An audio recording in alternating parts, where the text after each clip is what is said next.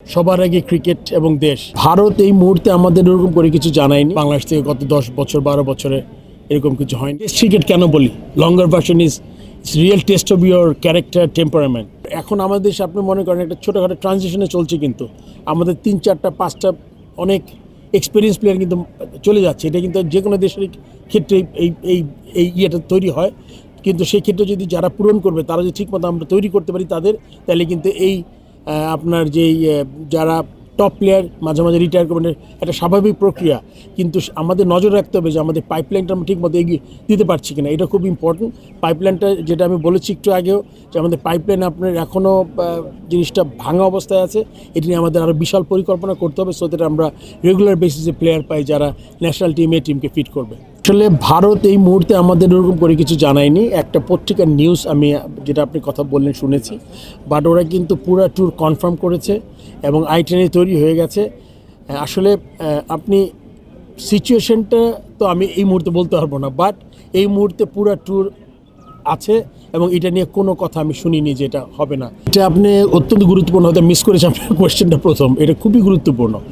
CCDM যারা record রেখেছে এবং আই এম শিওর কেউ না কেউ খেলা দেখেছে, এদের থেকে একটা মানে আপনার ফিডব্যাক বা আপনার ওদের থেকে সিলেক্টর অলরেডি আছে। এদের থেকে আমরা চেষ্টা করব যে একটা পুল করার, এটা 5 জন 10 জন করে 20 জন 30 জন এটা ওরা ডিসাইড করবে। বিকজ আমি যদি খেলাটা দেখি আমি বলতে পারবো না, বাট আমি পলিসি দিতে পারি যে যাদের নিয়ে আমরা যদি মনে করি ট্যালেন্টটা তারা যদি হারিয়ে না যায়, যদি যার এজ লেভেল মনে করেন যদি কেউ আন্ডার 15, আন্ডার 17, আন্ডার 19, ওই দিকে আমরা ওই লেভেলে ইনজেক্ট করতে পারি কি না, ওইটা হলে সবচেয়ে ভালো হবে আর কি। ঠিক আছে, দেখা যাক, বাকিটা তো পরিকল্পনা। নতুন ক্রিকেট বোর্ড আমরা যদি দেশ স্বাধীন বলবো, নতুন একটা 5ই আগস্টের পরে এটা অ্যাচিভ করেছে। একটা আমাদের বেশ কিছু আপনার প্রতিশ্রুতি ছিল, তার মধ্যে এটা ছিল একটা অন্যতম।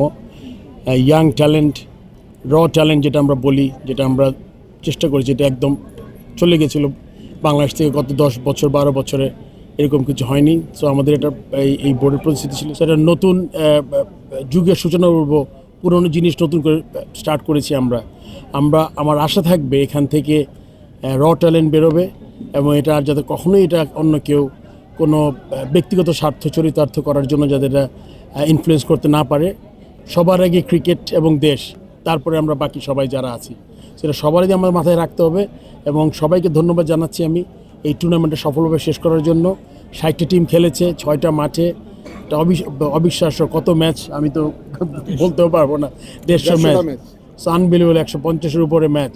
সো এটা সফলভাবে, এবং আপনারা জানেন যে এবার আমাদের যেই স্কেডিউল ছিল right from 3rd division, 2nd division, 1st division and premier league, সবগুলো ম্যাচ টাইমলি শেষ হয়েছে, ইনক্লুডিং কোয়ালিফাইং। সো আমাদের যদি আমরা জানি কোনো এক্সটার্নাল ইনফ্লুয়েন্স না থাকে, যে কোনো জিনিস কিন্তু আমরা অত্যন্ত চমৎকারভাবে শেষ করতে পারি, যেটা আবার প্রমাণিত হয়েছে। আমি আশা করব আমরা ক্রিকেটের বিষয়ে আরও এগিয়ে যাব এবং আমাদের দেশে মাঝখানে যে ভ্যাকিউমটা হয়েছে বা যে স্পেসটা তৈরি হয়েছে এবং যেই পাইপলাইনটা নষ্ট হয়েছে, এটা আমরা চেষ্টা করব যাতে আগামী 3-4 বছরের মধ্যে এটা আমরা পূরণ করতে পারি।